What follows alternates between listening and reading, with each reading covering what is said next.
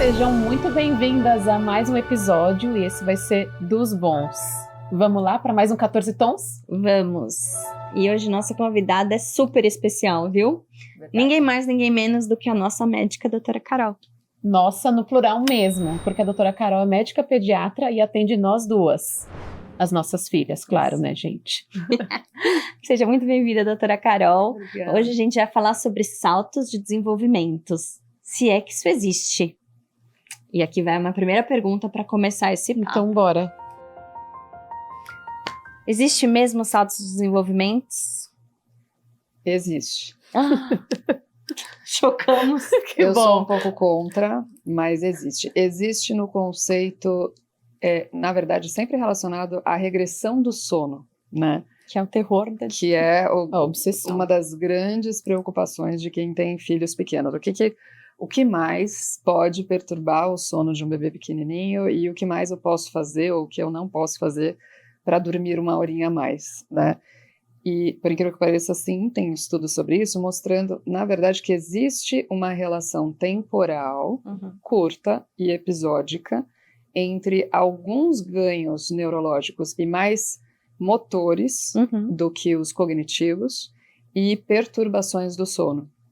Os mecanismos não são completamente elucidados, mas acredita-se que tenha a ver com uma questão de pavimentação neural e uma necessidade de repetição daquela aquisição, que pode ser, por exemplo, né, as que são mais relacionadas, o engatinhar, o se propulsionar para cima e o caminhar, né, com algumas regressões de sono. Mas eu já falei isso para vocês, que eu não acredito muito naquela teoria que é muito hermética, né, que olha, na semana 12 vai ter uma regressão do sono, né, porque se você for ver, tudo que é muito hermético na pediatria acaba perdendo qualidade pela própria questão orgânica da pediatria. Só os potes herméticos são melhores. Não tá? é, né? Só o ziplock ali que funciona. Só nesse eles sentido. que Só eles, são. de fato, são. Que são literalmente herméticos. E eu acho que tem uma coisa, tem um certo desespero, especialmente para quem está no primeiro filho, Sim. ou para quem está num filho que não está se comportando, entre aspas, né? Como a gente espera, como a gente gostaria. Alguma necessidade que essa pessoa tem de se pegar em algo que pareça muito linear, que pareça muito objetivo. E aí a pessoa se pega nesse negócio que não funciona. Tem crianças que não vão respeitar aquela coisa que está lá dos 4 meses, dos 6 meses, dos 9 meses. O que a gente vê que, na minha opinião, faz mais sentido do que pensar em algo muito relacionado, olha, a criança sentou, pronto, eu não vou mais dormir. A criança andou, eu não vou mais dormir. Mas saiba que o padrão de sono da criança vai mudar, e vai mudar bastante ao longo do primeiro ano. Eu gosto de falar que, principalmente com relação ao sono, você tem que ter aquela máxima, né? Isso também passará. Se você está dormindo muito, vai passar. E se você não está dormindo nada, vai passar também. E outra coisa que a gente tem de estatística é que a criança vai dormir a noite inteira, na maior parte das vezes, a partir do primeiro ano. Independentemente dos ganhos neurológicos Muito dela. chegando. Não fica assim. Eu tô vindo do futuro para te dizer que. Oi, eu sou você do futuro. Eu venho do futuro para te dizer que não se apegue a esse tipo de informação. Há exceções, né? Há exceções. Não, mas tudo bem, mas deixa eu chegar pelo menos. É a partir de... Tá, deixa eu vincular nisso, porque não tá muito fácil. Mas então não é qualquer salto, enfim, assim, voltando um pouco, né, só para ser mais didático. Conceitualmente, o salto de desenvolvimento é, então, uma aquisição De motora, de habilidade neurológica. Que pode ser, né? Quando você vê em salto de desenvolvimento, a criança conseguir uma habilidade diferente. E você pode ter, por exemplo, a criança que começa a ser verbal, isso ser um salto de desenvolvimento, mas a gente não relaciona isso à regressão de sono. Entendi. Né? Muda muito quando a criança adquire a fala, né, a comunicação verbal, mas isso não necessariamente atrapalha o sono. Pelo menos o que a gente consegue relacionar em estudos. E os estudos que tem nesse tópico não são estudos muito grandes. São mais recentes? Não. Os que eu achei mais recentes são aí de 2015, 2016. Não é uma coisa assim... E quando você fala que não acredita em saltos de desenvolvimento, é em que sentido? É nesse sentido dessa tabelinha, né? Que, com 4 meses vai regredir porque é dos 4 meses, dos 5 porque é dos 5, dos 6 porque é dos 6. né? Eu acho que existe uma variabilidade imensa entre as crianças, e vai ter criança que vai aprender a andar e não vai regredir coisa nenhuma, e criança que não está necessariamente numa fase de aquisição motora importante e também vai ter modificações no sono. E às vezes a gente fica nessa paranoia, né? O que eu acho que as pessoas, que eu sempre falo, educação, estudar, ler sobre o assunto, nunca vai ser uma coisa que você vai perder, mas talvez não levar isso como as tábuas de Moisés, sabe? Olha, vai acontecer dessa forma com a sua criança. Porque às vezes o sono que a gente gostaria que as crianças tivessem, né, esse sono que começa às 10 da noite ou vai até às 6 da manhã, isso não é uma coisa natural.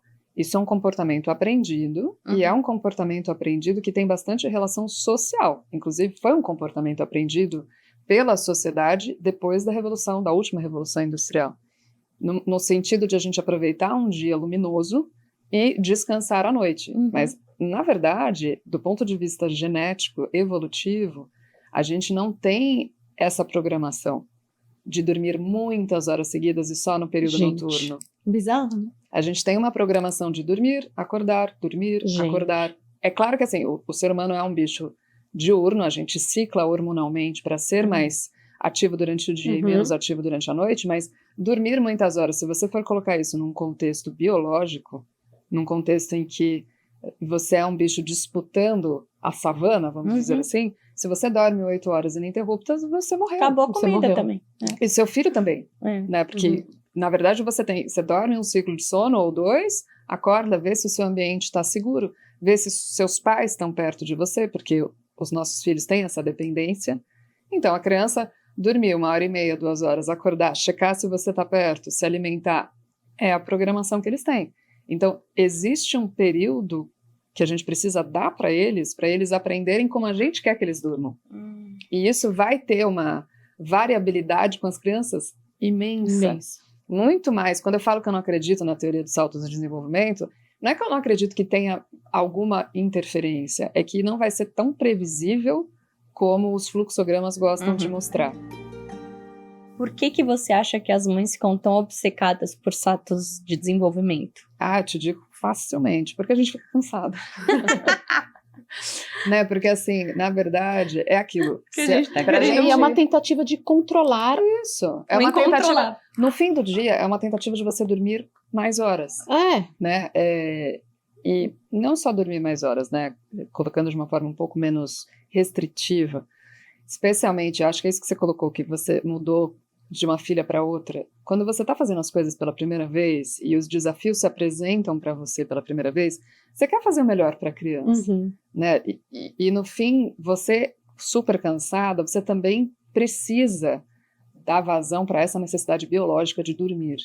Então, acho que as pessoas tentam se pegar em alguma coisa que pareça te falar, esse caminho é previsível, ele é óbvio. Se você fizer isso aqui, você vai prevenir determinado desconforto ou determinado, né, sofrimento para sua criança e para você. Então, as pessoas acabam tentando prever ou acabam tentando estabelecer uma relação causal daquilo que elas estão vendo que não está funcionando.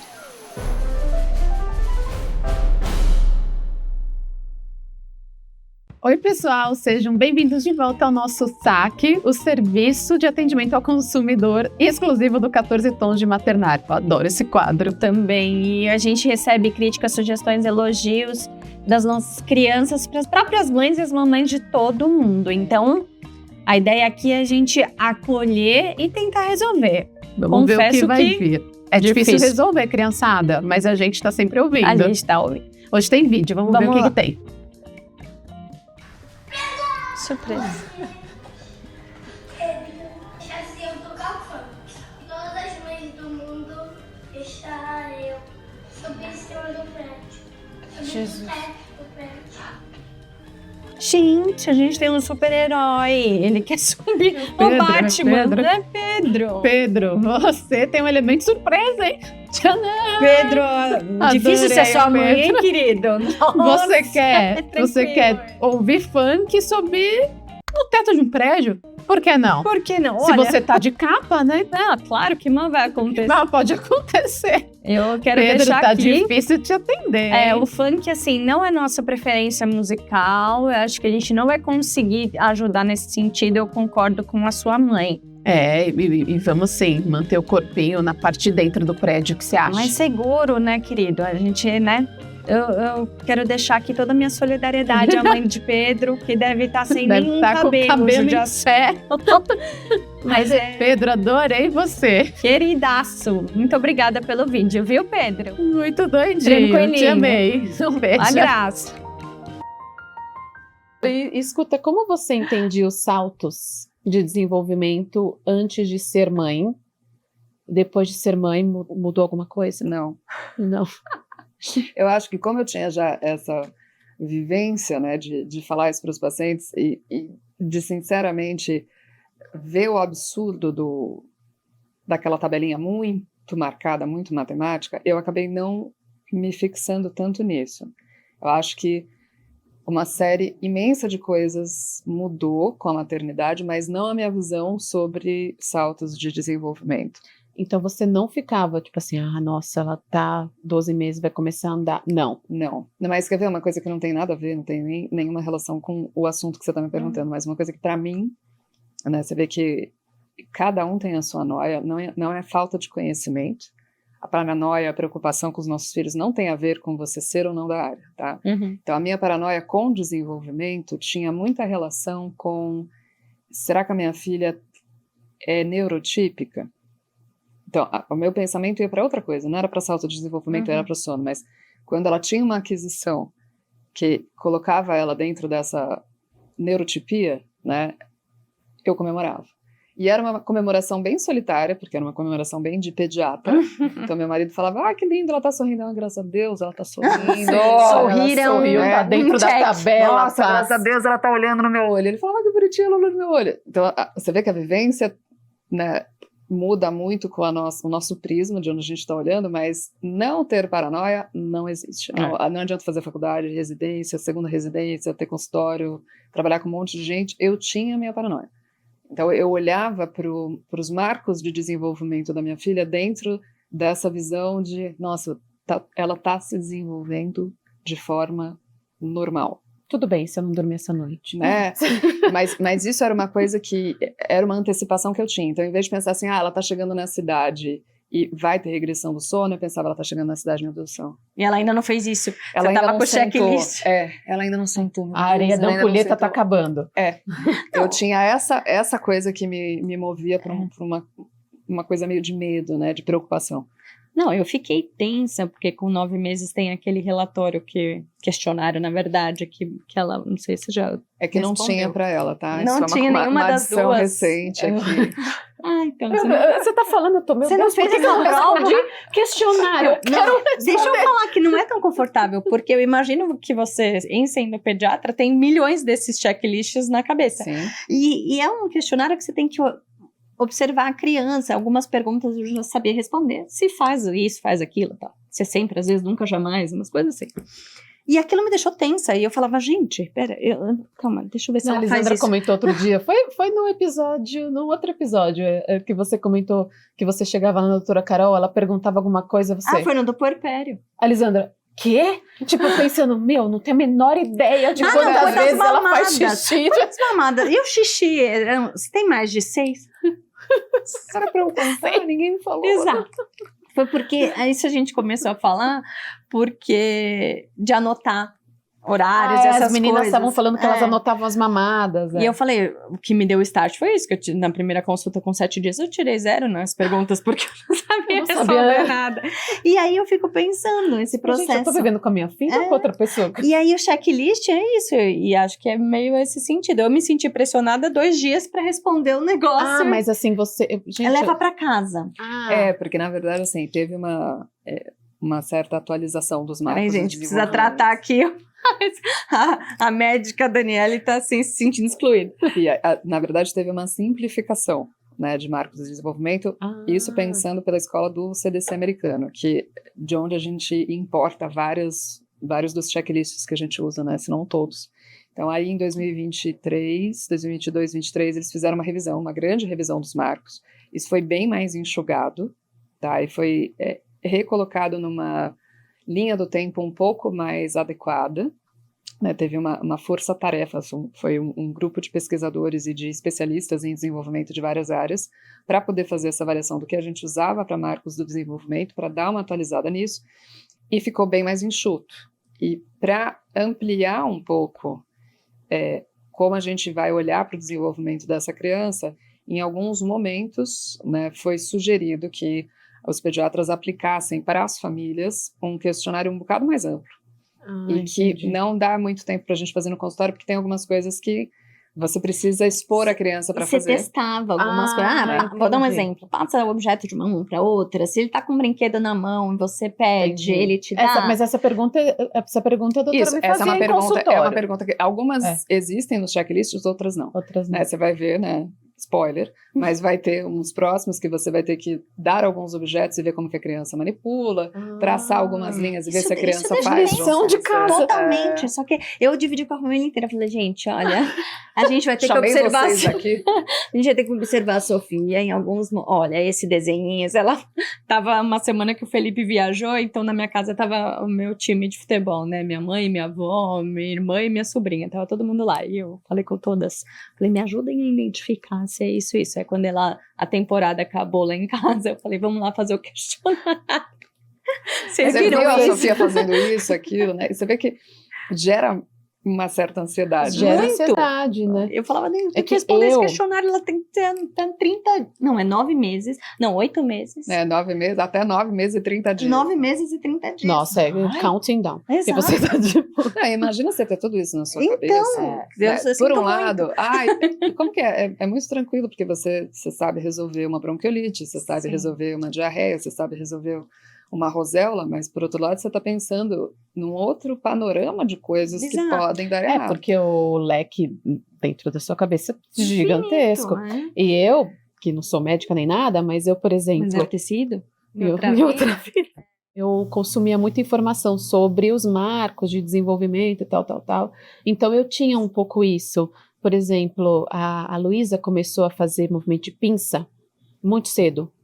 Antes do que eu sabia. Só que assim, o meu marido, o Orlando, ele não tem ideia do que eu tô falando em casa. Não, mas você tem mania de falar isso, como é a atividade motora fina da Lulu é diferente da Manu, não é que você fala? A coordenação motora fina da Luísa é muito mais adiantada do que a da Manu, mas a fala da Manu, enfim. Mas às vezes eu falo para as pessoas ficam, hã?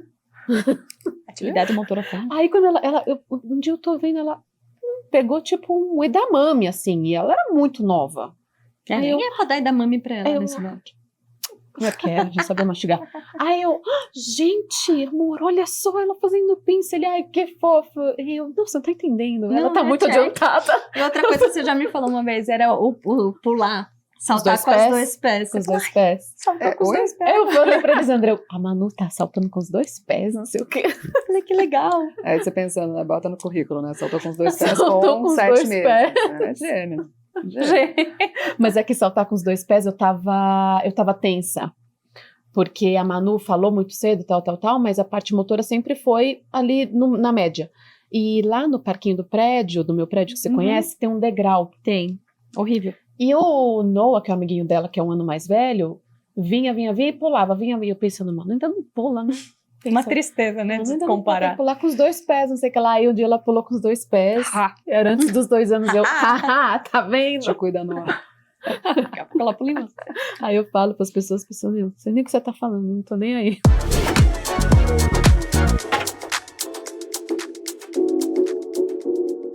Voltamos! Estamos no nosso quadro Startup 14 Tons. O quadro dos sonhos. Dos sonhos, que a gente traz aqui nossas ideias, nossas dores, transformadas em produtos. Soluções. Né?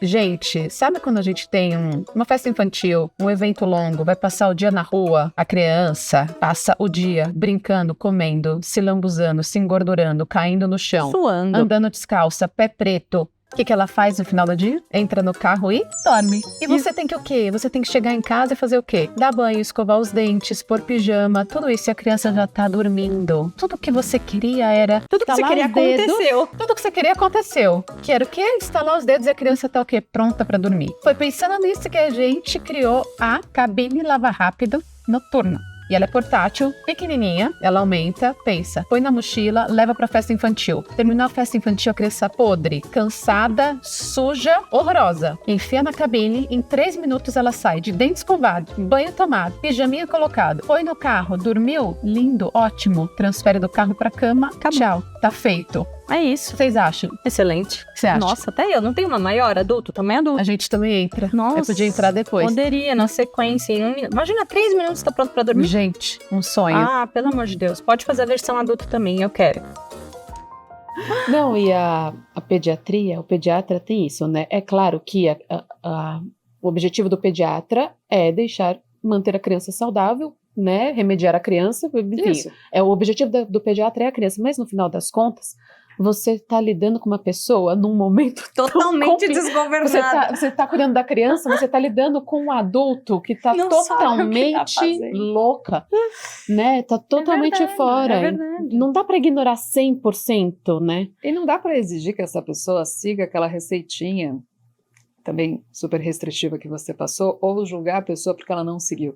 Isso é uma mania que eu acho, né, que os meus colegas têm, de, pô, mas você não tá fazendo nada do que eu falei. E eu vou te falar que até hoje, tá? Hoje, especificamente, eu mudei um conceito que eu tava sobre uma família que não estava seguindo as minhas orientações, mas que hoje eu consegui entender o motivo. E eu acho que essa conexão, eu acho que foi o que mudou mais.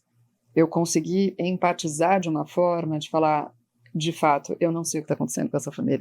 E eu sei de uma forma bem pontual o que eles estão me trazendo, mas o contexto que fez eles tomarem determinadas decisões, eu não sei.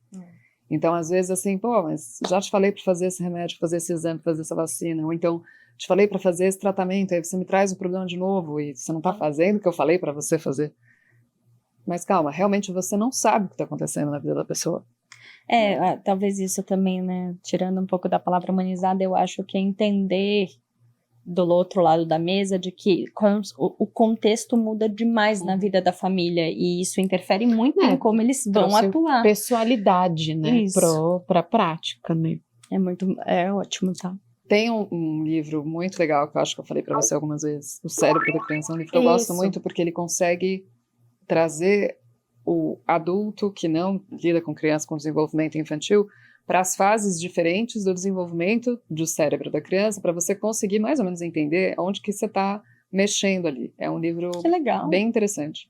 Ele fala um pouco mais sobre uma criança ali perto de 2 anos, mas ele fala um bocado também sobre a criança não verbal, e você consegue falar, então, é aquele momento de conexão mesmo, né, de empatia. O conhecimento. Eu tenho uma educadora na internet, a Ivana. Ela falou uma coisa um dia num vídeo que eu falei, gente, é isso. E aí eu comecei a tentar treinar isso.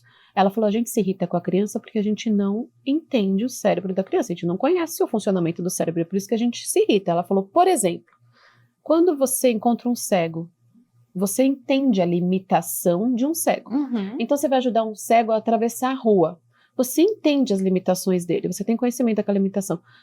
Não tá vindo nenhum carro, você fica pra ele, vai logo, você não tá vendo que tá vindo nenhum carro? Vamos, você tá demorando? Claramente tipo assim, anda rápido. Você não faz isso. Por que você não faz isso? Porque você entendeu a limitação dele. A gente não entende, muitas vezes, a limitação, o cérebro, o funcionamento do cérebro da criança, é por isso que a gente se irrita com ela. Depois que eu vi isso, eu falei, nossa, é isso, agora eu vou entender o cérebro da minha filha. E tem uma outra questão importante, né, que muitos dos mantras de educação infantil vêm de uma época do começo do século passado, em que imperava uma certa forma de entender a educação infantil e o desenvolvimento da criança, que era por comportamento, né, que é o behavioralism, que muitas vezes até lidava com a criança como alguns adestradores de cachorro lidam com os cachorros, tá? Que se você estimular esse comportamento, você vai ter essa resposta. Então era muito pela modulação de comportamento.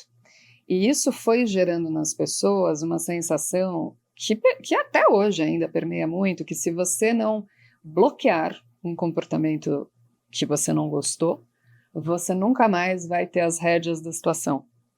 E que se a criança está te irritando, se ela está fazendo numa determinada velocidade, é porque aí você começa a colocar na criança uma questão de competição com você. Uhum.